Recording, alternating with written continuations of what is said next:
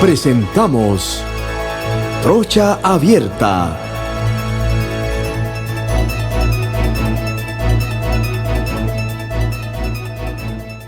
Bienvenido a todos los que me están sintonizando a esta hora a través de KW Continente, la verdad por encima de todo. 12 del día.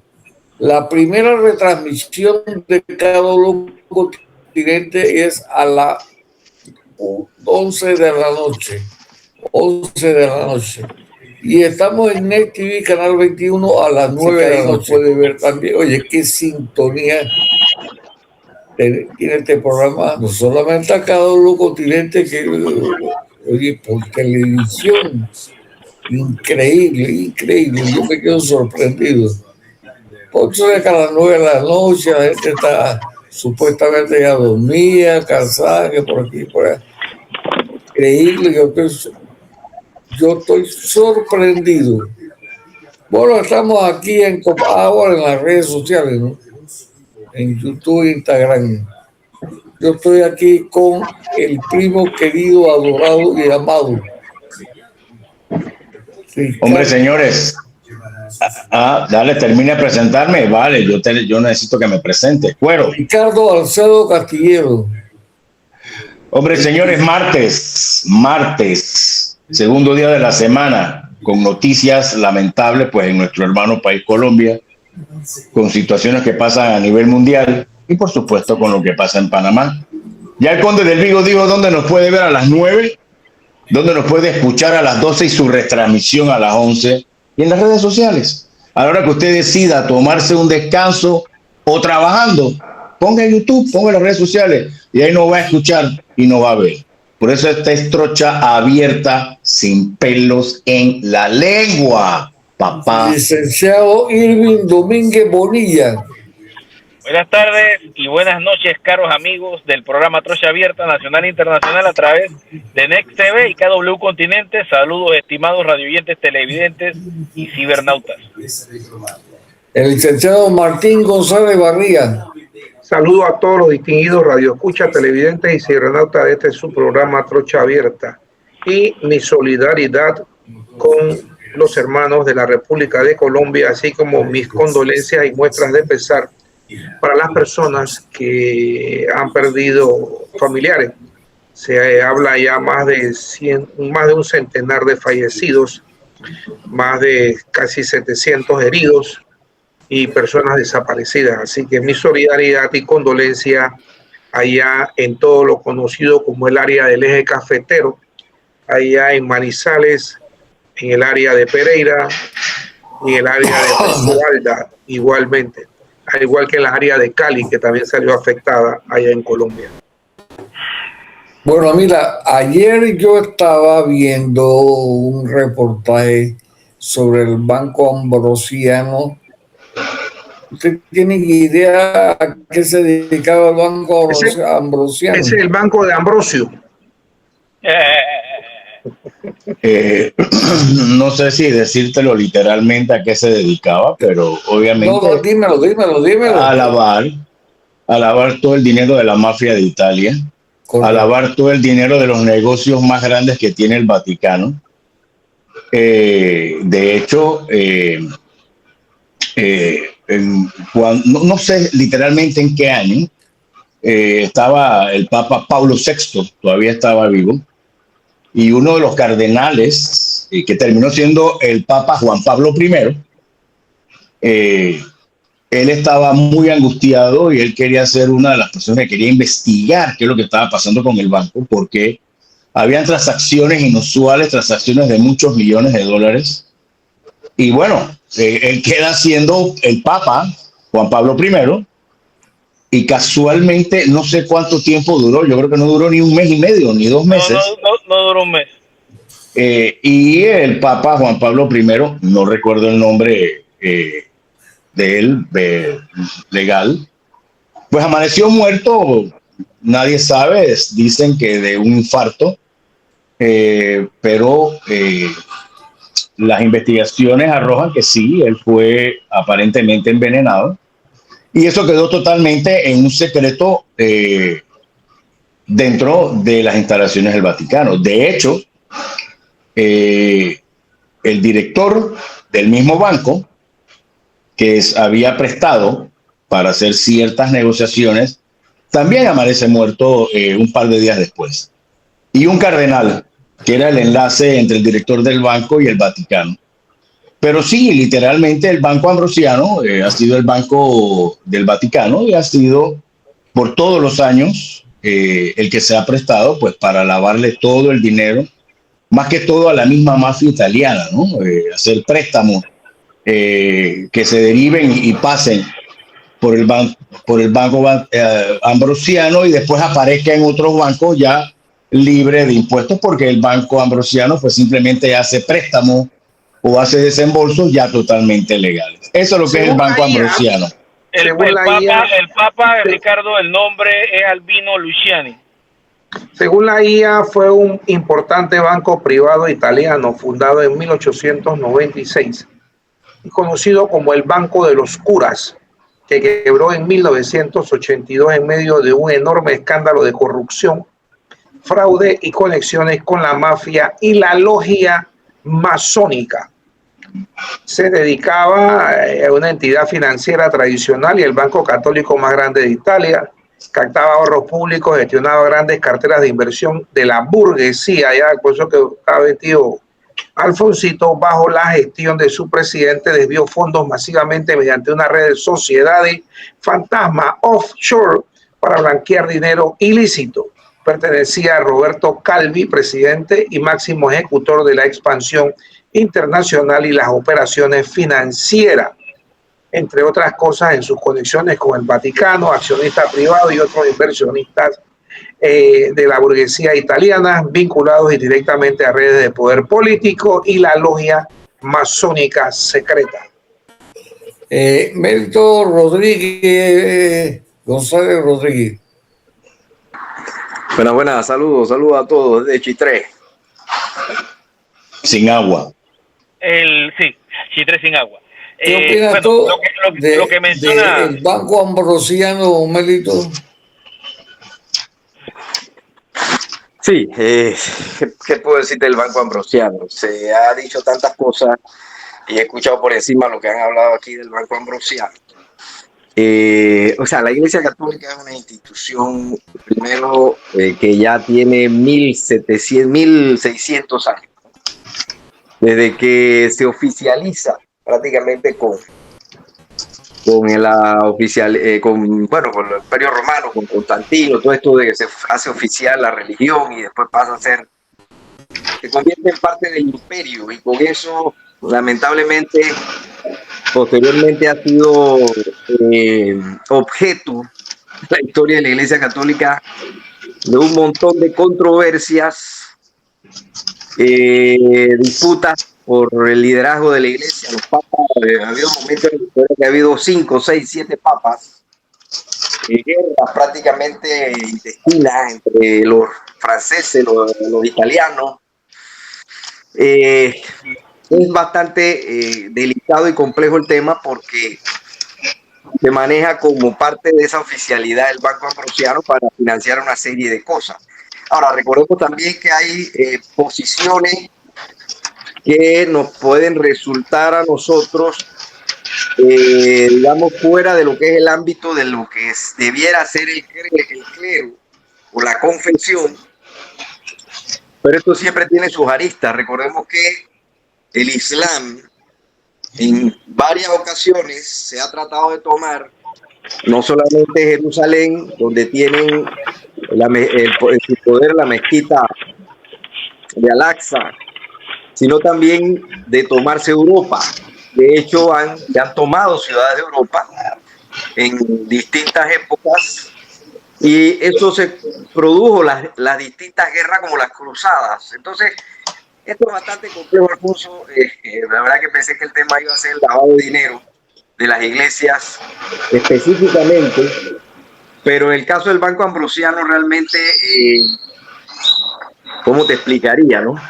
Es bastante complicado y complejo, y la iglesia ha sido parte, todas las iglesias han sido parte. Aquí lo discutimos hace poco cómo algunas iglesias evangélicas se fueron de Maduro y cómo otras están rodeando a Trump y siempre ha sido parte de la política, que no debe ser así, porque Jesús claramente dijo que eso no era la intención. Bueno, lo que me interesaba saber era si el banco se prestó para lavado de dinero. Aquí en Panamá, en la época de Martín, un personaje del gobierno me dijo que la UAF le estaba dando seguimiento a una iglesia en especial. Aquí no se sabe cuánto le entra. Las iglesias no están reguladas. No, ni están obligadas a reportar absolutamente nada. Bueno, actualmente creo que hubo unas modificaciones. Recuerden que a las iglesias se les da una personería jurídica por gobierno de justicia, tipo marcada dentro de lo que son las asociaciones sin fines de lucro, y por ley precisamente, creo que fue en el gobierno de Martín, se estableció que tienen obligaciones de hacer informes financieros a la Dirección General de Ingresos. Están obligadas por ley a rendir informes financieros. Pero el tema del lavado de dinero es el siguiente. Perdóname, Lito, pero ahí no hay recibo ni nada. Los vas a comprar y a ti te entregan un recibo de constancia. Pero en la iglesia sí. A eso iba, ok. Por ejemplo, vamos a hablar específicamente de una iglesia evangélica pequeña, llámese bautista, llámese Asambleas de Dios, en algún lugar del país remoto. Ellos viven prácticamente o sobreviven básicamente de los ingresos, porque cada iglesita o cada templito o cada pastorcito tiene su autonomía, ¿no? Claro que reciben apoyo de recordemos que por ejemplo la iglesia bautista, la iglesia católica, la iglesia de Asamblea de Dios, que de pronto son las más famosas en Panamá, a pesar de que son autónomas en su administración individual, como templo, como iglesia, como organización, y tienen que tener su personería, dependen también de una estructura nacional y una estructura internacional.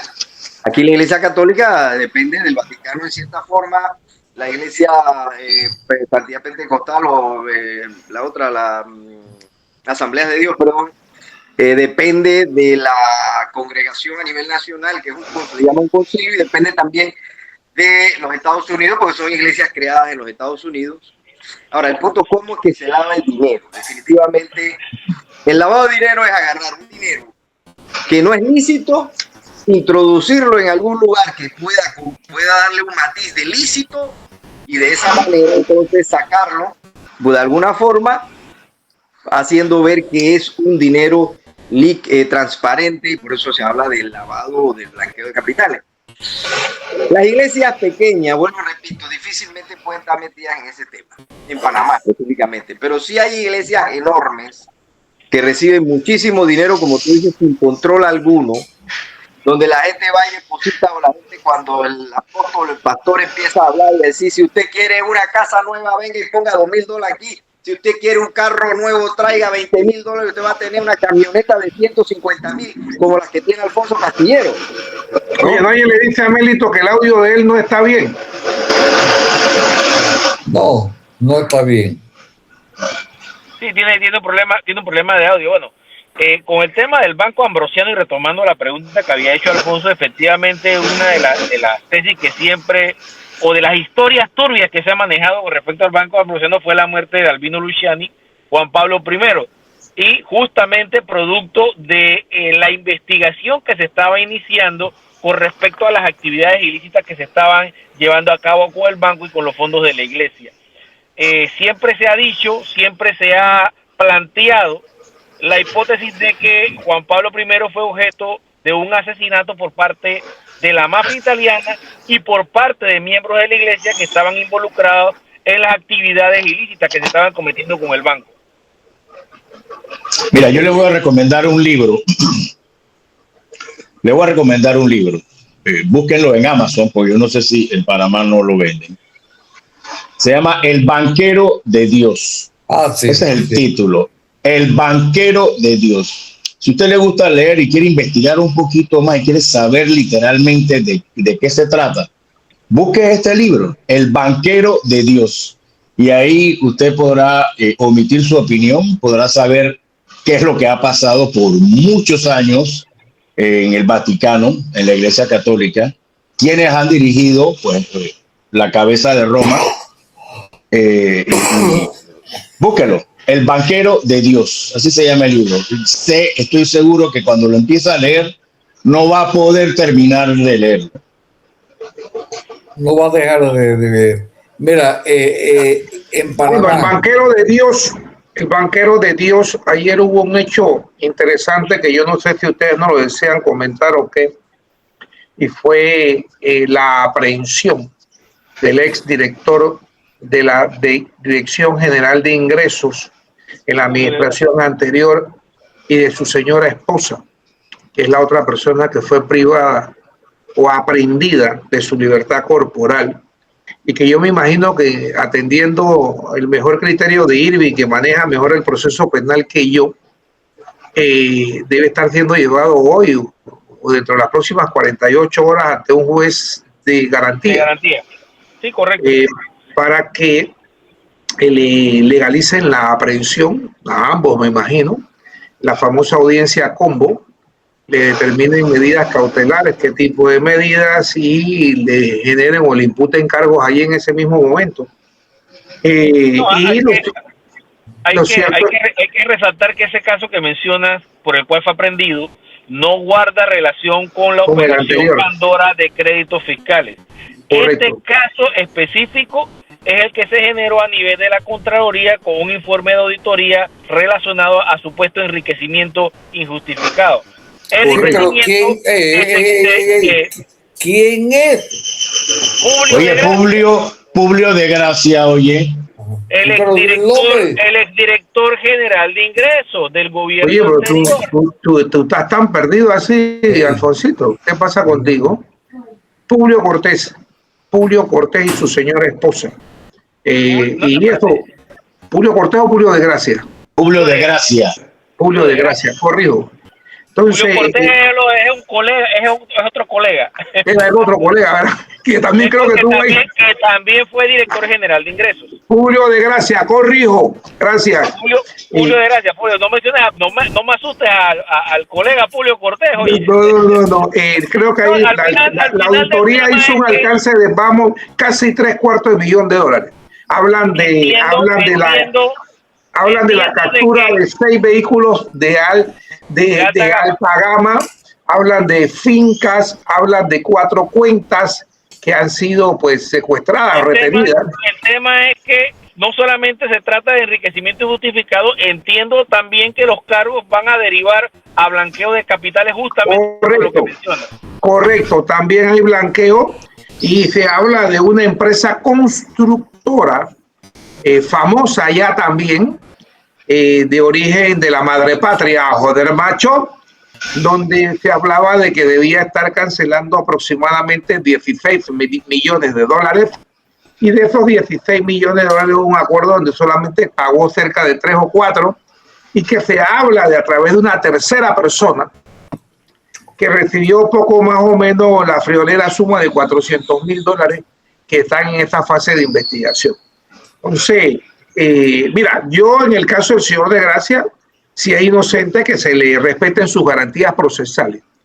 Pero si metió mano, yo tengo que felicitar pues, al Ministerio Público que está haciendo su labor, y cuando lo aprendieron, yo me imagino que existen suficientes elementos e indicios de que la comisión del posible hecho punible, porque pues ya demasiado al Ministerio Público y el amigo de mi amigo Irving aquí, Domínguez Bonilla, esté pasando de chuchumeco, ya, y creándose y generándose una fama de insensato y de ridículo al establecer situaciones y denuncias pues que no caminan. Lo cierto, como bien lo señaló Irving, este es el origen del alcance de una auditoría de la Contraloría, que aparentemente, por lo que se menciona, pues pareciera haber un enriquecimiento injustificado. El señor Publio de Gracia es inocente, a tanto se le provee lo contrario a través de una sentencia en firme por un tribunal debidamente señalado. Así que Pero- eso es lo que hay ahora mismo. Pero Martín e Irving, miren, la cifra exacta para que tengan conocimiento es de 724.682 Correcto. con 39 centavos. O sea, ahí no se les olvidó nada. 39 centavos. Ahora, ¿a qué voy? Es cierto lo que dices, Martín, de que, ¿cómo es esto? Que es inocente hasta que se demuestre lo culpable. Bueno, yo creo que aquí vamos a tener que hacer al revés. ¿Eh? Aquí vamos a tener que hacer que tú eres culpable hasta que se te demuestre la inocencia. Porque todos son inocentes. Todos son unas blancas palomitas. Entonces, es cierto, ¿ah? Ese es el trabajo de los abogados penalistas en el caso de Irving. Pero ¿cómo tú puedes tener la osadía de salir en cámara y decir que se le están violando las garantías fundamentales? Ya la Contraloría hizo una investigación. Por algo la Contraloría mandó la orden, me imagino, al Ministerio Público para que procediera con su detención, que no es arresto, es detención, ¿verdad? Hasta ahora voy bien, ¿verdad? No. Es una aprehensión. No es correcto, es una aprehensión. Aprehensión. Bueno, aprehensión. Entonces, que no se preocupen porque él tiene la capacidad de demostrar su inocencia. Válgame Dios. O sea, aquí es donde yo me pongo a analizar la clase de personas que hacen este tipo de estupideces, de burlarse del erario público, de burlarse de ti, Martín, de ti, Irving, de Mélito que se fue, de Alfonso, de mí y de los 4.350.000 habitantes que tiene Panamá, porque los otros 50 y pico mil habitantes son los maleantes que tienen este país hecho un desastre.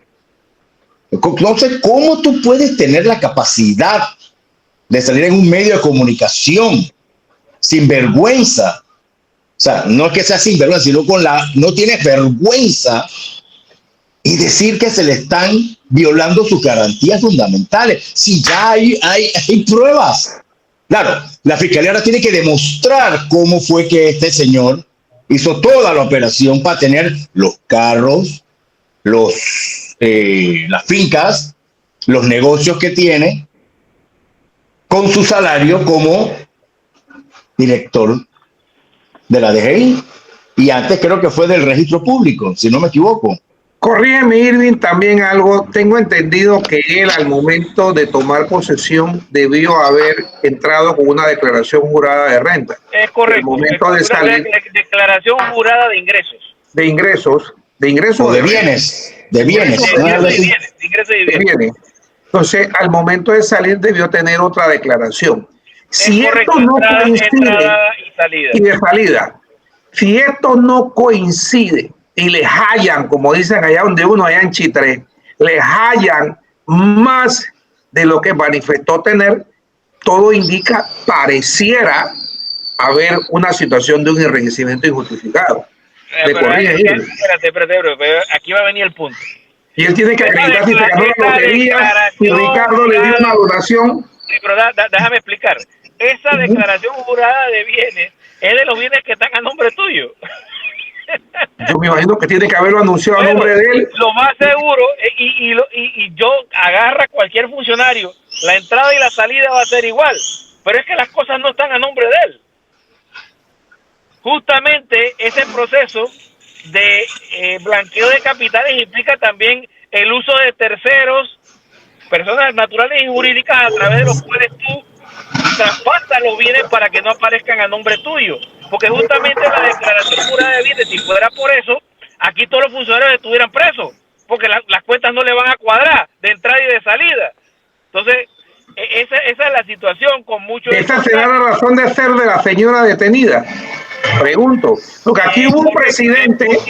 Es posible, y estamos presumiendo, estamos presumiendo. y no estamos endosando la responsabilidad a nadie. Es posible que muchos de esos dineros o de esos bienes estén a nombre de esta persona o a nombre de terceros en donde ella tenga el control. ¿Me logro explicar? Que ella sea la accionista mayoritaria de una sociedad anónima donde fueron a parar los bienes o donde fueron a parar los dineros. Ricardo, ¿tienes un problema de audio? Ok. Entonces, es posible esa situación, porque también se hablaba de una tercera persona, en el caso de la empresa constructora esta que hizo obras en este país, y de las 16 millones que debía pagar y no lo pagó, que pagó 3, pero que hay 400,000 de agradecimiento por los 3 que se pagó y los 13 que se exoneraron, donde también pues habría que entrar la Fiscalía de Cuentas en cualquier momento, y no solamente por los $724,000, sino por los 13 millones del otro que tampoco dejó de pagar. Y en este momento en este país lo que se necesita es recursos. Entonces, lo cierto es que la investigación está incipiente. La audiencia debe darse hoy, o me corrige, porque si fue ayer, debe darse hoy. Debe darse en la tarde, Ya, entonces, lo que a mí lo que me llama la atención y me molesta como panameño, yo sé que ustedes, como letrados, como señores de justicia y de leyes, tienen sus procedimientos, tienen sus convicciones, pero a ver, si tú sabes lo que hizo, la Contraloría demuestra lo que pasó. Tienes las pruebas en tus manos, tienes los nombres, las sociedades, tienes a terceras personas que están diciendo que, bueno, esto y esto. ¿Hasta cuándo la justicia se va a burlar de nosotros y le va a dar? No estoy diciendo que lo vaya a hacer, ¿eh? Pero, hey, la palabrita esa famosa de casa por cárcel. Casa por cárcel. Firmas una vez a la semana. Una vez al mes vienes. Te vamos a poner un brazalete en el tobillo izquierdo, el tacón derecho y la chanqueta del cura que bendijo tus anhelos. O sea, ¿hasta cuándo la justicia se tiene que burlar de nosotros sabiendo, oye, está en el lago, hace cuá y es blanco y aletea, coño, es un pato, no lo pretendas pensar que es un gallinazo? Entonces, aquí es donde voy. ¿Por qué se burla la justicia? Señor, ese tiene que estar detenido porque esa persona no le importó un carajo con el resto de los panameños. No le importó todo. Sí, yo sé.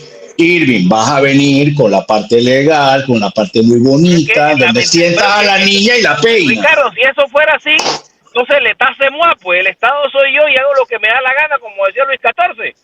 Pero es que tienes pruebas.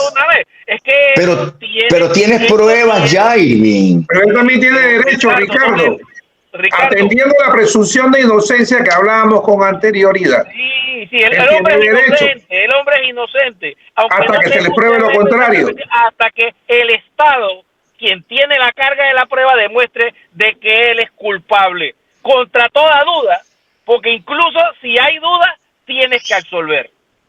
Esa es la situación. Y con respecto al tema de lo que tú hablas, de las medidas cautelares, no es aplicar la detención por aplicarla. Tú tienes que analizar si existen lo que se llama técnicamente exigencias cautelares de excepcional relevancia.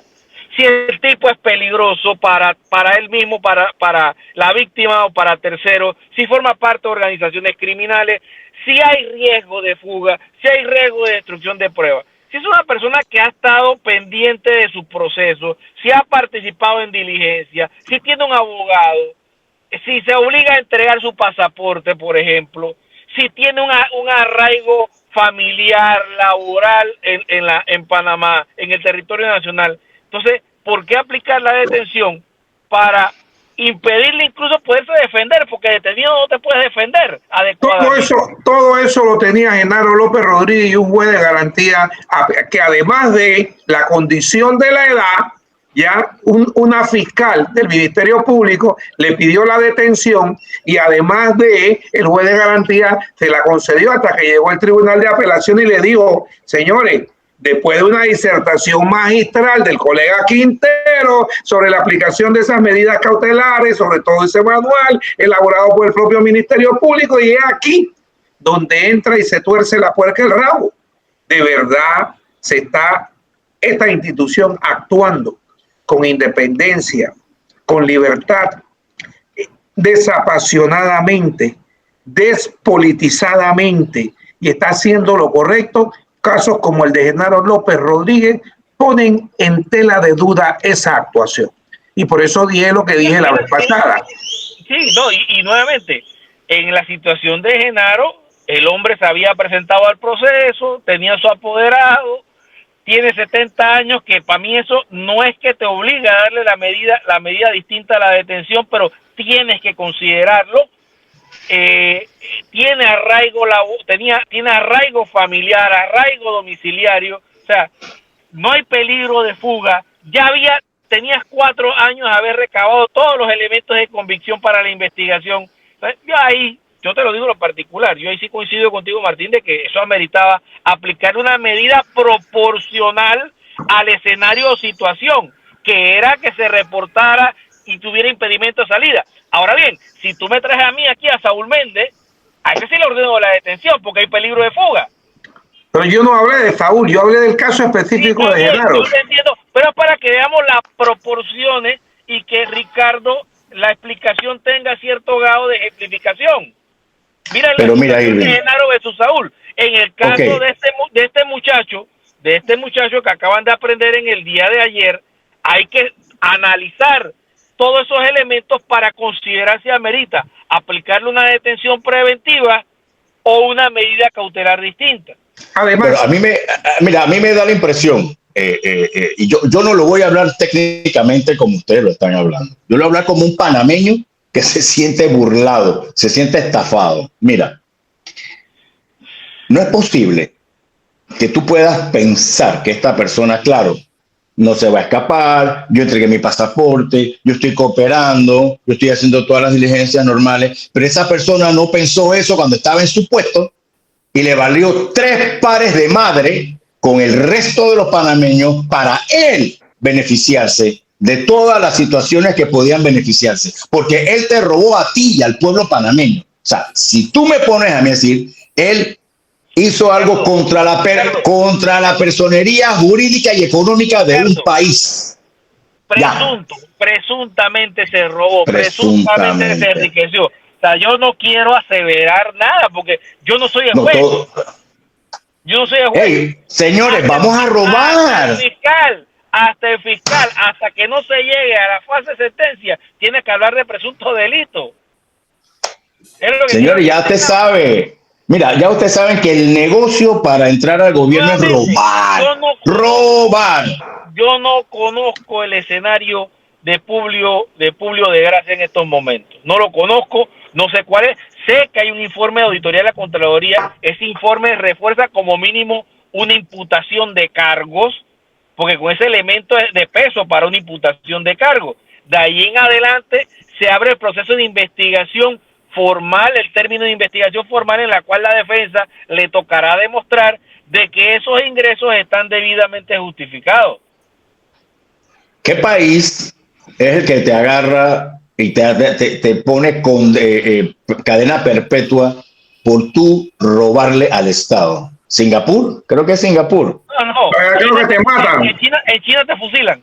Entonces, hey, vamos a tener que hacer eso aquí para ver si respetan la plata de los panameños, brother. O sea, tú perdóname, pero es que vuelvo, insisto. Ricardo, lleva ese proyecto de ley a la asamblea para que vean lo que te van a decir. No, pero si ellos, pero claro que no soy yo. Oye, ellos son los primeros. ¿Cómo le llevas al queso a la casa de los ratones? Oye, no acaban. Señores ratones, apruébenme la trampa de ratón. Escúchame. No aprobaron de que, ¿cómo es? Quedó fuera lo del nepotismo. Ellos pueden ya nombrar hasta 4º grado de consanguinidad y 2º grado de afinidad. O sea, ellos pueden hacer lo que les da la gana con todo el mundo. Es que eso es ahí donde voy, la burla que tenemos nosotros con estos diputados, brother. Entonces, yo no sé, por eso es que siempre lo he dicho, señores, vengan a Panamá, conózcanlo, porque este país se está acabando. Todos los días es un cuento diferente. Todos los días te encuentras un ladrón, todos los días te encuentras un tipo que robó y de cuello blanco. Mira, quiero aprovechar porque Alfonso me había hablado de esto en el día de ayer, que tuvimos una conversación telefónica de que habláramos el tema del IDAN.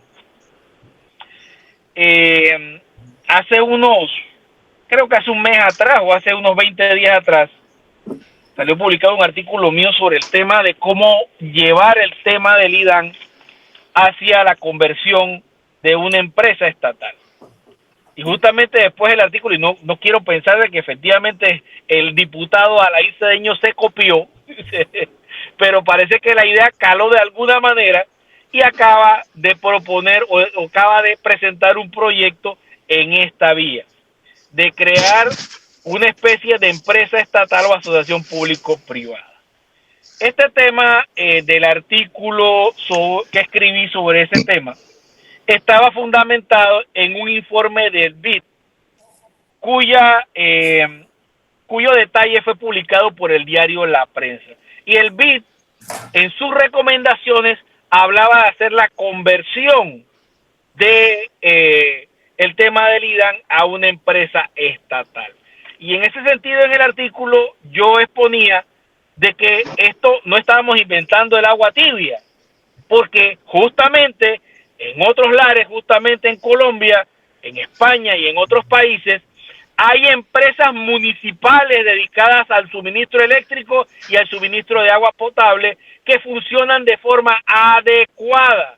Y no estamos hablando de un tema de privatización, estamos hablando de un tema en donde el Estado va a tener participación en conjunto con la empresa privada para poder realizar el desarrollo del IDAN hacia lo que realmente queremos, de que el agua le llegue a la gente. Pero si aquí tenemos el ejemplo con Cable y con Unión Fenosa, etcétera, ya nosotros tenemos el ejemplo. Sí, y también acuérdate que está la ley de las asociaciones público-privadas y tienes también la opción de crear una empresa mixta. Pero te pregunto algo, Irving, te pregunto algo para corregir o para yo y comprender. Unión Fenosa, esta gente no es público-privado, o sea, creo que ellos son privados y el gobierno tiene un porcentaje del 10% dentro del 80 o el 90% que tiene la empresa. No sé realmente el porcentaje de acciones, pero una empresa... Creo que es el 49%. 49%. Creo que en Cable también teníamos acciones, no sé si las creo vendimos. que es el 49% porque se varió el concepto y un 2% lo tienen los obreros. Los obreros. Pero lo que no recuerdo... El 49% restante, a pesar de ser en el régimen de acciones o societario, donde el que tiene la mayoría de las acciones es el dueño de la empresa y lleva la dirección. Aquí pues hay una diferencia donde el que tiene el 49 lleva la dirección y conducción de esa empresa, que en este caso es el sector privado. Ahora bien, eso ya existe. Martín, nada más pasó una pequeña acotación de lo que dices. En donde el Estado tenga una participación, es una empresa mixta, Ricardo. Ya. Es una empresa Bien, mixta. entonces, ¿qué ocurre? Cuando Omar Torrijos privatiza la ley de la compañía Fuerza y Luz, lo hace dentro de un concepto social, señalando de que como quiera que las empresas, las sociedades anónimas son de carácter de lucro, ellas no iban a llevar o a ejecutar la función social que solamente el Estado podía llevarla a cabo, llevando luz a las áreas más apartadas. ¿Desde cuándo se privatizó la compañía eléctrica y después nuevamente se volvió, desde cuándo se nacionalizó y posteriormente se volvió a privatizar en 1995, después de lo hecho por Torrijos? Y todavía tenemos comunidades como en Quebrada del Ciprián, donde nace el río La Villa, allá en tierras altas de Las Minas, en la provincia de Herrera, y no tienen luz. Y comunidades en unas áreas acá del área de Ocú, y no tienen luz. Ahora le escuché al presidente volver a replantear el tema, porque este año 27 se tiene que modificar o se tiene que negociar el caso de las comercializadoras y las reglas de las comercializadoras a través de la Autoridad de Servicios Públicos, que está por vencerse un acuerdo que creo que es 13 porque se hizo en el año 2013 y no acuerdo si el número es 70-70-13.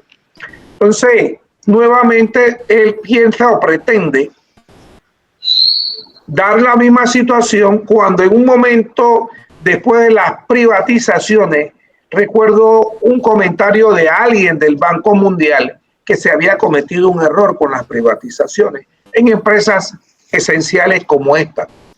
Entonces, pero lo cierto es que todavía hay comunidades como las que mencioné, y estas las digo porque las conozco, que es así, donde no hay energía eléctrica y no se cumplió esa función social que Torrijos señaló como razón de ser en su debido momento para la nacionalización de la compañía de Fuerza y Luz.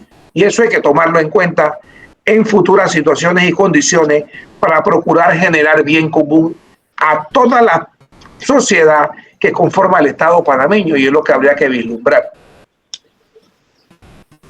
Bueno, el tema con esto es que al final hay un proyecto y aparece encaminado en esa vía, y le digo que fue mucha casualidad que ese proyecto saliera después de la publicación de este artículo por parte nuestra en el diario La Prensa. Yo en el artículo incluso decía que teníamos la experiencia, teníamos el rapport necesario para esta empresa, y el mejor ejemplo es el Canal de Panamá. Traer las mismas prácticas, políticas y procesos de la ACP a esta nueva empresa que podría reemplazar al IDAN. Y reitero, no se trata de privatización, sino un proceso de modernización de lo que es el IDAN para poder solucionar el problema que tenemos ahorita mismo con el agua a nivel nacional. ¿Y cuál sería el beneficio de la empresa que va a entrar ahí?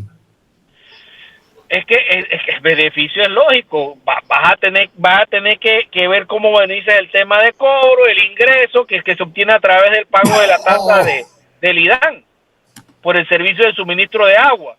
Pero al final también vas a lograr algo, poder que el tema modernizar. Sí, pero poder desarrollar proyectos que impliquen el adecuado suministro del agua 24/7/365, que es lo que se quiere. Eso es modernizar, literalmente. Llevar la modernización a los sectores más necesitados. Sí. Hey, ¿por qué aquí no utilizamos el sistema de salinización? No entiendo por qué no utilizamos el sistema ese de convertir el agua salada en agua dulce. Porque tienes que vender el agua cara, porque ese proceso es caro. Entonces vendamos el agua al exterior,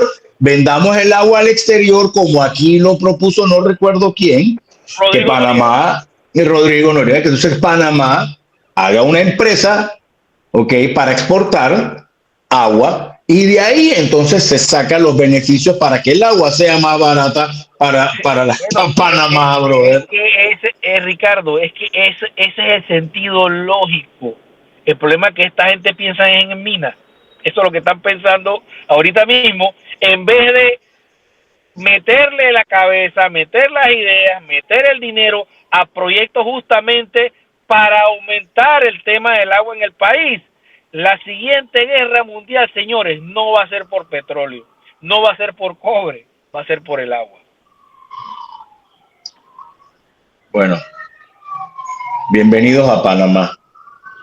Sí. Y como tú repites esa frase de Rufino Cuervo, el que quiere conocer Panamá que venga porque se acaba. Se acaba.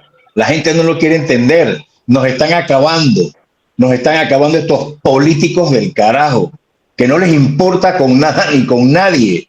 Nada más les importa cuando van a hacer su campaña. Punto. Hey, mira la sinvergüenzura, que ahora lo que yo voy a hacer en mi circuito, de lo que sea, porque yo puedo justificar que estoy en mi circuito atendiendo algo, eso va a ser como si tú va a contar como asistencia en la asamblea. ¿Hasta cuándo la bellaquera, oye? Imagínate, los diputados van a poder chequear las obras, podrán gestionar y fiscalizar las obras de su circuito. O sea que le van a dar la plata a los diputados para que ellos gestionen. Ricardo, lo que están haciendo es revivir el tema de las partidas circuitales. En otras palabras. Es lo que están haciendo justamente. Claro. Y usted de pendejo que vota por el mismo pendejo que es el que está en el hemicirco. Lo que la intención de modificar el reglamento interno era quitar todas esas canonjías y han hecho todo lo contrario. Vamos a votar por otro de pendejo. sinvergüenzura total por parte de estos diputados, salvo contadas excepciones. Vamos a votar por otro pendejo porque los que salieron en esta vuelta no eran, como te digo, los mismos que estaban en el anterior. Son nuevos pendejos y los otros eran pendejos. Lo que pasa es que los pendejos, Alfonso, los pendejos que se quedaron y repitieron, son pendejos con espuelas, son pendejos con experiencia de pendejadas. Entonces, ¿qué sucede? Antes de ser candidato a diputado, o sea, estás un polígrafo, porque ¿quién puede adivinar que vas a servir o que no vas a servir? Eso no lo hizo la presidenta de Costa Rica. Poner a los que iban a tener mando y jurisdicción en los gobiernos, los pasaron por un polígrafo. Aquí revienta ese polígrafo. Aquí el polígrafo saldría huyendo. Ahí tienes el caso de Martín, candidato a diputado por OCU. Martín puede tener todas las buenas intenciones, pero hay 3, 4, 5, 6 más que no tienen buenas intenciones. ¿Cómo haces para distinguir entre Martín y el resto? El billete, Alfonso, el billete manda. Cuando tú tienes una campaña donde te llueve el billete, tú tienes una campaña fuerte, tienes una campaña sostenible y haces con tu campaña lo que quieras cuando tú tienes un respaldo económico fuerte. Aquí los que han triunfado y los que han salido y se han repetido en distintas ocasiones y lo han dicho en la asamblea, pues hay que engañar a la gente. Por lo menos han sido honestos esos ciudadanos que han dicho que ellos le han pegado mentira a la gente. Dentro de eso hay varios personajes que lo han señalado. Creo que en una ocasión, no sé si Cheyo Galvez, no sé si uno que era de Arraiján que no se religió. Es correcto, eso de Arraiján. Me recuerdo claramente que lo dijo en un pleno. Sí, que él le había engañado a la gente. Yo te dije, Alfonso, que yo en un día, en una participación con los candidatos allá en OCU, hubo uno que le prometió que le iba a dar abono a todos los productores. Y yo tengo un compadre que se dedica a la siembra y yo le había preguntado cuánto cuesta un quintal de abono. Y tú sabes lo que era dotar de abono a todos los productores de ese circuito. Eso era mentira, pero la gente se lo tragó. Aquí la gente se tragó, ya lleva más de 2 años comiéndose un cable con el tema de que le iban a poner más chen en el bolsillo. Y yo sabía que eso no iba a ser. Pero bueno, hay que engañar a la gente. Para ganar hay que mentirle a la gente. Hay que ser falso, hay que ser hipócrita. Ya hay que utilizarlos, hay que mentirle, porque a la gente le gusta eso. Pero Maquiavelo decía que a la persona más odiada en el seno de una sociedad es el que decía la verdad. No, pero hey, Martín, vamos más allá. Si allá en la asamblea no escapa con el tema del reglamento interno donde se están dando canonjías, ahora con el tema de la prima antigüedad, ¿para dónde vamos? Así es. Eso lo tocamos ayer aquí. Así lo Eso dijimos. ese tema lo tocamos aquí. ¿Te imaginas un magistrado de la, y mira que está hecho a la medida, un magistrado de la corte con 10 años en su cargo, ¿cuánto le toca de prima antigüedad? $14,000. No, ahora, y lo quieren hacer retroactivo. Todavía más sinvergüenza. No. El fallo no habla de retroactividad, pero yo estoy seguro que más de 4 bribones que han estado en puestos de elección popular van a venir con el cuento de que se lo apliquen retroactivamente. Y reitero, creo que se lo decía a algunos de ustedes, cuidado con una decisión a nivel administrativo en donde un magistrado en 10 años le tocaría, sí, poniéndolo como lo hacen en el sector privado, porque no desconozco cuánto es el cálculo en el sector público. El sector público una semana de salario por cada año trabajado. Bien, entonces son 16.153,20 que se lleva, ¿ya? 16.153. Y ese A diferencia de los grandes pendejos que lo están cargando ahí abajo, que somos nosotros el pueblo, ese sí va a asegurar su partida para que no tenga un alcalde como Mayer y con una policía de tontón macut como en Haití, lo golpea. Ahí están más de 4 trabajadores manuales, más de 4 trabajadores de bajo nivel en el sector público que no les han pagado hace años la prima antigüedad. Ahora, Irving, hay que presentar partida para pagarle. Ahora, Irving, hay que presentar una acción de inconstitucionalidad, como yo decía ayer también. ¿Por qué? Porque ahora esta ley, este fallo, crea una situación distancia, una distancia. Un fuero y privilegio o una discriminación con los trabajadores del sector privado. ¿Por qué? Porque la regla en el Código Laboral, en el 224, es que solamente se le aplique la prima de antigüedad a los trabajadores con contrato indefinido. Pero si los magistrados tienen un contrato por término definido, sea cualquier tribunal, los diputados por término definido, los ministros por término definido y les va a tocar prima, entonces hay un acto discriminatorio con respecto a todos los trabajadores del sector privado, lo cual hay que presentar una acción de amparo por discriminación, porque también les debe tocar prima. ¿Vamos a arreglar este país o vamos a terminar de destruirlo? Porque eso es lo que Irving, ¿tú sabes cuánto abono se puede comprar con 16,000 y pico que un zángano quisiera cobrar de prima de antigüedad? ¿Sabes cuánto abono se puede comprar con esa plata que se quieren robar estos sinvergüenza? No, hombre, agárrame ese trompo con una uña, papá. No, y eso va a ser un impacto presupuestario enorme al finalizar los periodos. No va a alcanzar. No va a alcanzar y va a tener que haber una reforma tributaria donde le quiten a los pendejos que están abajo escogiendo. Por eso es que Facundo Cabral decía que el abuelo no tenía miedo a nada, salvo a los pendejos, porque son muchos y escogen presidente. Bueno, y diputados. lamentablemente el tiempo se ha terminado. Nos tenemos que despedir de ustedes hasta mañana, si la voluntad de Dios si lo quiere. Se despiden estos pendejos, diga claro. Habló un pendejo. Nos vemos. Señores, mientras 12 tanto del vamos día, a estamos aquí en cada uno de los continentes y a las 11 de la noche en cada uno de los continentes la repetición. A las 9, acuérdense que estamos en Next TV, Canal 21. Y próximamente vamos a estar en CNN y en Fox News. Así que, señores, feliz martes, Panamá. Cambio y fuera. Se van los pendejos. Nos vamos los pendejos. Cambio y fuera.